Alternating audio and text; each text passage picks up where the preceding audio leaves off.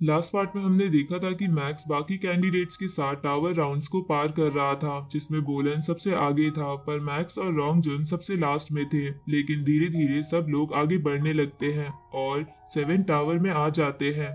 लेकिन मैक्स को वहां पर इंसेक्ट क्लैन और उनकी क्वीन मिलती है, जिसपे मैक्स मौका पाके स्पिरिचुअल अटैक करता है। दूसरी तरफ कैंगो मानियो और मास्टर जियो जियान को पता चला था कि मैक्स के मैच को किसी ने हैक कर लिया है और उससे कोई छेड़छाड़ कर रहा है, तो कैंगो मानियो सिस्टम को ठीक करने लग गया था। अब आगे तो इस पार्ट की शुरुआत में हम मैक्स को देखते हैं, जहां वो जैसे ही उस इंसेक्ट क्वीन पर माइंड कंट्रोल अटैक करता है तो वो उस क्वीन की कॉन्शियसनेस में आ जाता है, जहां उसे कई सारी वाइट बॉल्स दिखती है, जिसे देखकर वो कहते हैं कि ये बॉल्स इस क्वीन के एनर्जी कोर्स है। उसी वक्त वो कोर्स आपस में कनेक्ट होने लगते हैं, जिसकी वजह से मैक्स को उस क्वीन की मेमोरीज दिखने लगती है, जहां वो मेमोरीज बहुत ज्यादा थी। इसलिए मैक्स उन मेमोरीज को रोकने के लिए सोल सीलिंग टेक्निक का इस्तेमाल करता है, पर इससे कुछ नहीं होता और वो वाइट बॉल्स एक साथ मैक्स पर अटैक करती है, जिसके कारण मैक्स को और भी मेमोरीज दिखने लगती है और वो उन मेमोरीज में ही चला जाता है। लेकिन मैक्स को ये बात अजीब लग रही थी कि एक वर्चुअल रोबोट के पास इतनी डिटेल मेमोरी कैसे आ सकती है,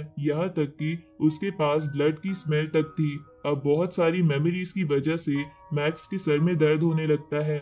दूसरी तरफ कैंगो मानियो मास्टर जियो जियान के पास जाता है और उनसे कहता है कि हमें पता चला है कि मैक्स वाली फाइट को किसी ने हैक कर लिया है और उसकी फाइट वाली क्वीन की मेमोरीज को असली क्वीन की मेमोरीज से बदल दिया गया है। हालांकि हम जल्द से जल्द इसे ठीक करने की कोशिश कर रहे हैं, पर हमें अभी तक हैकर की लोकेशन नहीं मालूम हुई। ये सुन के मास्टर जियो जियान कहते हैं कि अब बाहर के लोगों के अटैक्स का नंबर बढ़ता जा रहा है। इधर मैक्स को लगने लगता है कि ये जो इंसेक्ट क्वीन है वो बस एक वर्चुअल रोबोट नहीं है, बल्कि एक रियल इंसेक्ट क्वीन की तरह एक्ट कर रही है। उसी वक्त वो इंसेक्ट क्वीन मैक्स पर अपने इंसेक्ट से हमला करवाती है, तो मैक्स उन इंसेक्ट से लड़ने लगता है और उन सबको मार के ये लेवल पार कर लेता है। इस तरफ हम ऑडियंस को देखते हैं, जो सब मॉनिटर को ध्यान से देख रही थी, जिसे देखकर उनको पता चलता है कि धीरे धीरे सभी वॉरियर्स की रैंकिंग सामने आ रही है।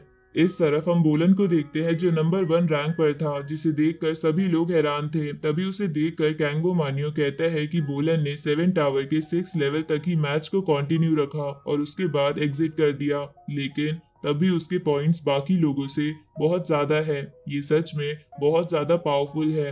अब धीरे धीरे बाकी वॉरियर्स भी एक एक कर मैच के बाहर आने लगते हैं, लेकिन मैक्स अब भी मैच में ही था और उन इंसेक्ट क्लैन से फाइट कर रहा था, जहां जैसे जैसे वो अगले लेवल पर जा रहा था उसकी रैंकिंग भी उतनी तेजी से बढ़ रही थी। साथ ही मैक्स सोचता है कि अगर वो इंसेक्ट क्वीन से जितनी ज्यादा देर फाइट करेगा तो उसे उसके बारे में उतनी ज्यादा नॉलेज मिलेगी, जिससे वो अर्थ पर इंसेक्ट क्लैन के होने वाले हमले को रोक सकता है। लेकिन मैक्स देखता है कि धीरे धीरे उन इंसेक्ट्स की पावर बहुत ज्यादा बढ़ रही है, लेकिन मैक्स फिर भी नहीं रुकता, जिसके कारण बहुत सारी ऑडियंस मैक्स को चीयर करने लगती है। इधर ये सब देखकर नाइन प्रिंसेस को बहुत गुस्सा आ रहा था और वो बोलती है कि अगर ऐसे ही मैक्स की रैंक बढ़ती रही तो हाईलंगशाइन किंगडम का एम्परर मैक्स से बहुत ज्यादा इम्प्रेस हो जाएगा और मैक्स और 3x माउंटेन के फेवर में ही डिसीजन लेगा।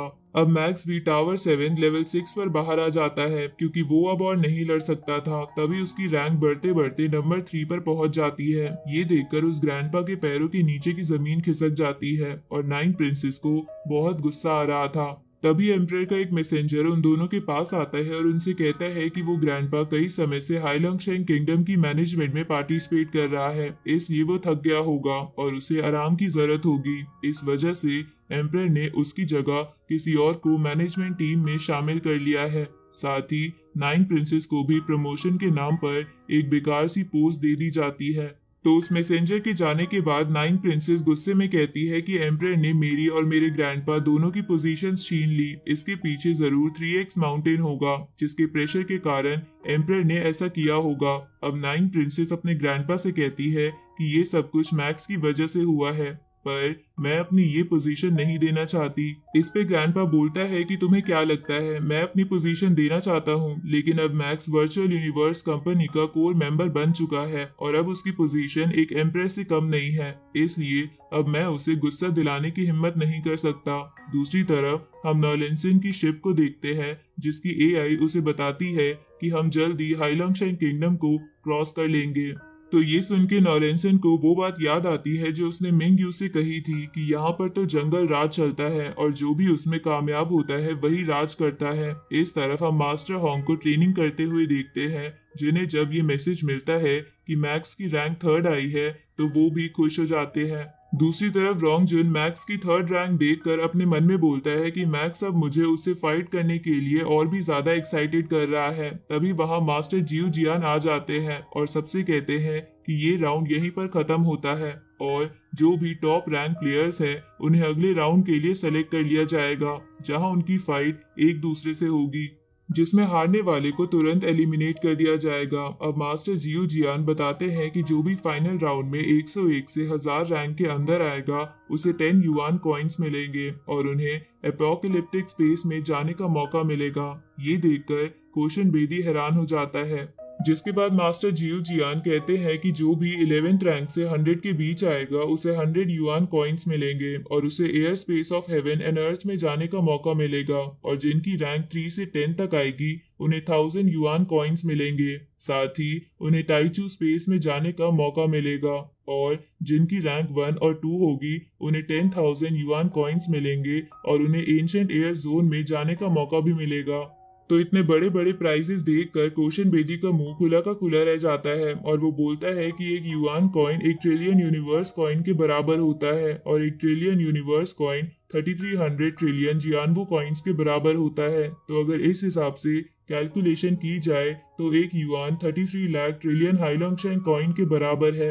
इधर सभी पार्टिसिपेंट्स भी ये सब प्राइजेस सुन के खुश थे। अब बबाता हमें बताती है कि यूनिवर्स जैसे जैसे ग्रो करता है वैसे वैसे उसमें स्पेशल जोन्स क्रिएट होते हैं और जो 4 जोन्स जीतने वालों को मिलेंगे वो वही जोन्स है जिनकी मदद से वो ट्रेनिंग कर सकते हैं। साथ ही यहाँ पर काफी रेयर ट्रेजर्स भी होते हैं, लेकिन यहाँ खतरा भी काफी होता है। इधर फेंग लुन रोंग जुन से कहती है कि हालांकि मैं टॉप 1000 में नहीं आ पाई पर फिर भी मुझे ये ट्रेजर्स काफी आकर्षित कर रहे हैं। इधर मास्टर जियो जियान सबसे कहते हैं कि वर्चुअल यूनिवर्स कंपनी कोई रिलैक्स करने की जगह नहीं है। काफी सालों से इस कंपनी को कई सारे जीनियस मिलते आए हैं, लेकिन उनमें से सिर्फ 1/10 ही लोग सरवाइव कर पाते हैं और उनकी मौत का कारण ज्यादातर नॉन ह्यूमन क्लैन से लड़ाई ही होता है, क्योंकि नॉन ह्यूमन क्लैंस ह्यूमन पर अटैक करना नहीं छोड़ेंगे। इसलिए हमारी कंपनी कैंडिडेट्स को ट्रेन करना चाहती है ताकि वो लोग नॉन ह्यूमन क्लैन का सामना कर सके। इसके बाद मास्टर जियो जियान सबसे कहते हैं कि सभी फाइनल राउंड की तैयारी में लग जाओ क्योंकि वो जल्द ही स्टार्ट हो जाएगा।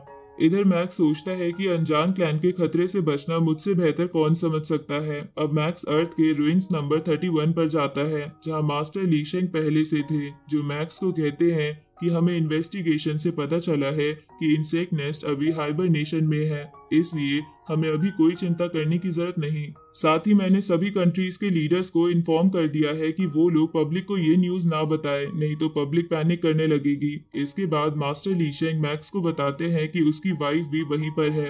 इधर मैक्स की वाइफ उस नेस्ट के पास एक डिवाइस लगाती है, जिसके बाद वो मैक्स के गार्ड से भी बाकी जगह डिवाइस लगाने को कहती है। जो डिवाइस लगाने के बाद मैक्स की वाइफ एवा को उनसे सिग्नल आना शुरू हो जाते हैं और वो बोलती है कि अगर इस नेस्ट में हल्के से भी चेंजेस होंगे तो हमें पता चल जाएगा। तभी मैक्स उसके पास आता है और उससे कहता है कि ये काफी डेंजरस जगह है, तुम्हें यहाँ नहीं आना चाहिए था। इस पे इवा उससे कहती है कि एक बार इस नेस्ट के इंसेक्ट जाग गए तो अर्थ पर कोई भी जगह सेफ नहीं रहेगी, इसलिए ये मेरी ड्यूटी बनती है कि मैं अर्थ को सेफ रखूं। ये सुन के मैक्स इवा के फोरहेड पर किस करता है। तभी मास्टर ली शेंग उससे कहते हैं कि तुम आराम से अपने अगले राउंड की प्रिपरेशन शुरू कर सकते हो, इस जगह की जिम्मेवारी हम पर छोड़ दो। तो ये सुन के मैक्स ट्रेनिंग करने के लिए आ जाता है, जहां वो बबाता से कहता है कि मैंने टावर में इंसेक्ट क्लैन से फाइट करते समय उस क्वीन को हराने का एक अच्छा तरीका ढूंढ लिया है, जो कि है सोल सीलिंग मेथड। लेकिन अर्थ पर जो क्वीन है वो वर्ल्ड मास्टर लेवल पर है, जिसे मैं अपनी करंट सोल सीलिंग टेक्निक से नहीं हरा सकता। इस पे बबाता कहती है कि मैंने हाई लेवल स्पिरिचुअल टेक्निक ढूंढ ली है जिससे उस क्वीन को हराया जा सकता है, लेकिन वो टेक्निक तुम्हें एंशिएंट एयर जोन में मिलेगी, जिसके लिए तुम्हें रैंक 1 या 2 हासिल करनी होगी। तो ये सुन के मैक्स कहते हैं कि अब तो मैं इन रैंक्स को हासिल करने की पूरी कोशिश करूंगा। अब जीनियस बैटल का अगला राउंड शुरू हो जाता है, जहां मैक्स की फाइट एक बंदे से होती है जो मैक्स पर अटैक करता है और उसे लगता है कि उसने मैक्स को हरा दिया, लेकिन वो तो बस मैक्स का एक इल्यूजन था और मैक्स उसे पीछे से बड़े आराम से मार देता है और मैच जीत जाता है। तो ये देखकर मैक्स के सभी चाहने वाले बहुत ही खुश हो जाते हैं और बेकरॉल कहता है कि मास्टर के आने वाले राउंड्स बहुत ही खतरनाक होने वाले हैं। इधर बोलन बड़े आराम से मैचेस जीत रहा था, जिसकी वजह से उस पे पैसे लगाने वालों के पैसे डबल हो रहे थे। इधर रॉन्ग जुन भी जिनलैंड यूनिवर्स किंगडम के जीनियस को बड़े आराम से हरा देता है, जिसकी वजह से ऑडियंस कहती है कि अब की बार कैंडिडेट्स बहुत खतरनाक है। अब उन कैंडिडेट्स के फैन ग्रुप भी बनने लगते हैं और उन्हें चीयर करने लगते हैं। आगे मैक्स का अगला राउंड फैंटम जेलिस से था। ये देखकर मास्टर लीशेंग कहते हैं कि फैंटम जेलिस का इल्यूजन अटैक काफी मिस्टीरियस है, क्योंकि लोगों का मानना है कि वो बस अपने अपोनेंट की आंखों में देखकर उन्हें हरा देता है, क्योंकि उसकी स्पिरिचुअल पावर काफी ज्यादा है, जिसकी वजह से उससे फाइट करने वाले कैंडिडेट्स को मेंटल डिसऑर्डर हो जाता है। तो ये देखकर एवा को मैक्स की चिंता होने लगती है। अब मैक्स फैंटम जेलिस के साथ एरिना में आ जाता है।